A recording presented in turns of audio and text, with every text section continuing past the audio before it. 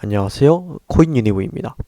이번 영상은 왜 차트가 중요한가에 대해서 말씀드려보도록 하겠습니다. 종종 댓글로 이런 댓글을 남기시는 분들이 있습니다. 아니 어차피 비트코인 따라가는데 아니 뭐 사실 차트 그딴 거 볼 필요 없다. 뭐 사실 그냥 50대 50이지 올라가거나 내려가거나 뭐 이런 말씀을 하시는 분들이 굉장히 많은데 저는 그런 부분에 대해서 굉장히 부정적이라고 생각합니다. 분명 차트에 100%는 아니지만 어느 정도 볼만한 부분이 많다라는 것입니다. 그 이유에 대해서 제가 여러 가지 말씀드려 보겠습니다.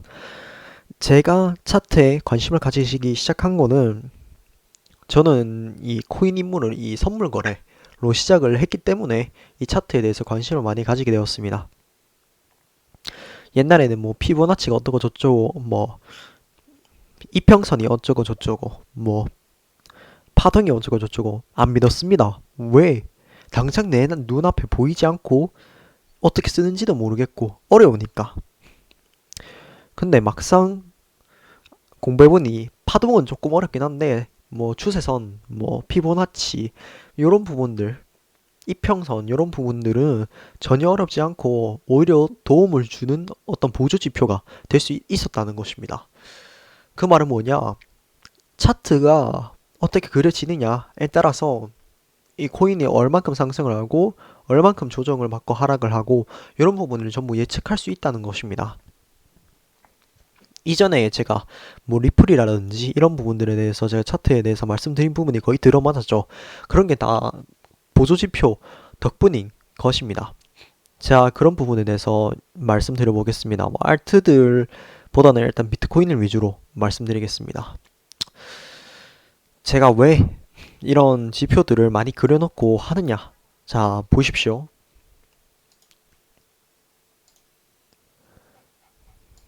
한 달봉입니다.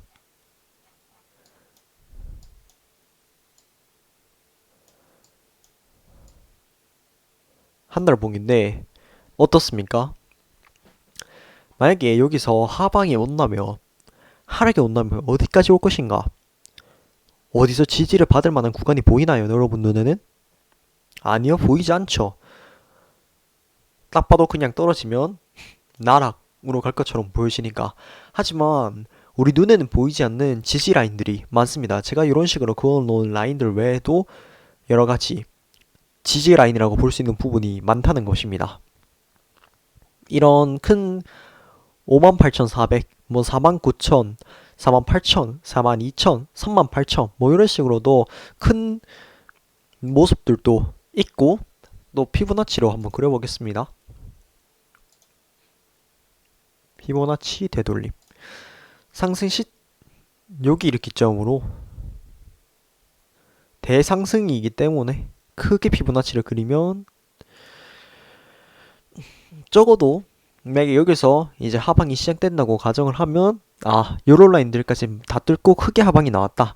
그러면 41,600 요 라인에서 여기 42,000에서 41,600 라인 요 부분에선 강하게 한번 지지가 나와줄 것이다 라고 생각을 할 수 있는 것이죠.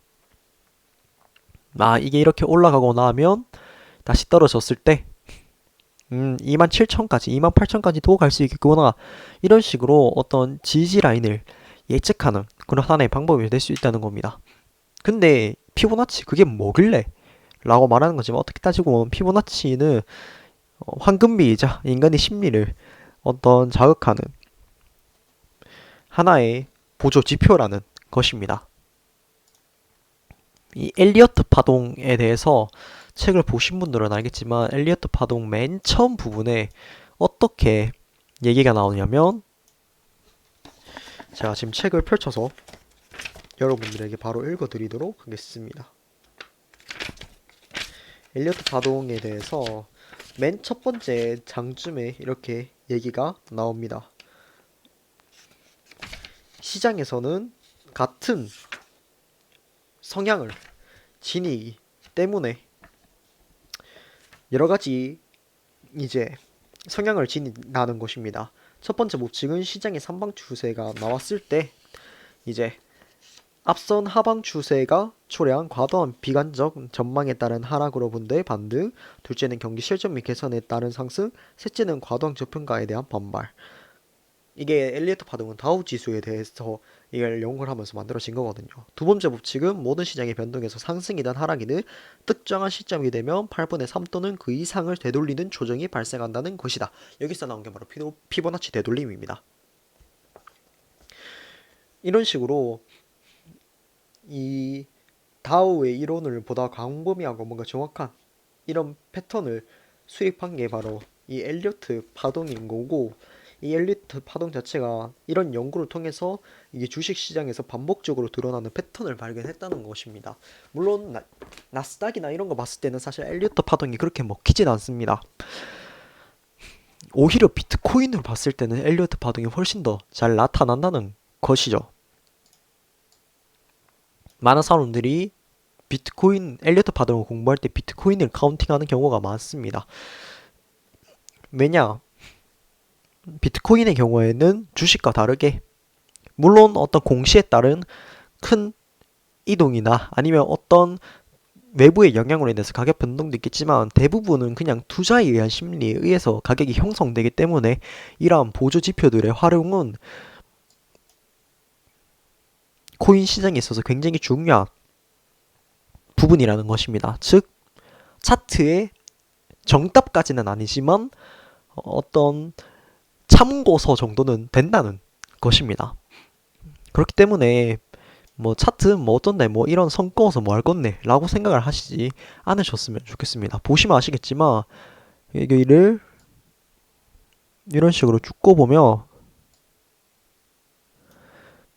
이 채널을 어떤 채널의 중요성, 이런 채널을 쭉 끌고 가는 모습들, 그거 이런 피보나치 포크를 통해서도 요 라인이 어떻게 지지받고 반등이 나오고 저항이 나오고 또 이런 라인들에서 어떻게 이렇게 행보를 하고 이런 부분들을 지켜보면서 여기서는 지지를 받을 테니 리테스트를 구간에서 매수를 받고 0.38의 라인이 여기 있으니까 강한 반등이 나올 수 있겠구나.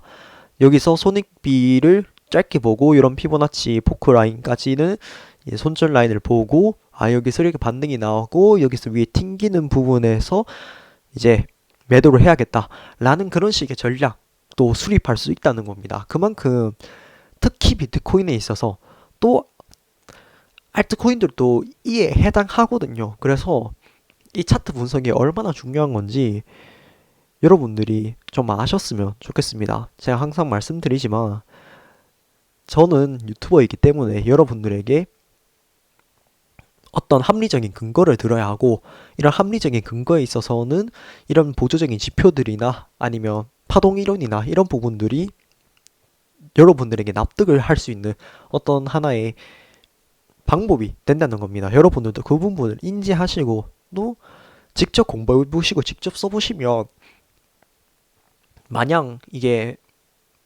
허황된 얘기는 아니구나, 주식 투자는 무조건 실전이 아니구나, 이론도 가미되어 있는 거구나. 코인도 똑같고요. 특히 코인이 제가 항상 말씀드리지만 보시면 아마 얘도 이렇게 갔다가 다시 한번 이런 식으로 내려올 겁니다. 아니면 여기서 내려왔을 때 여기서 강한 반등이 나오거나 이런 모습을 그릴 거기 때문에 이런 예측과 함께 이제 또 알트코인들을 함께 봐야 된다는 것입니다.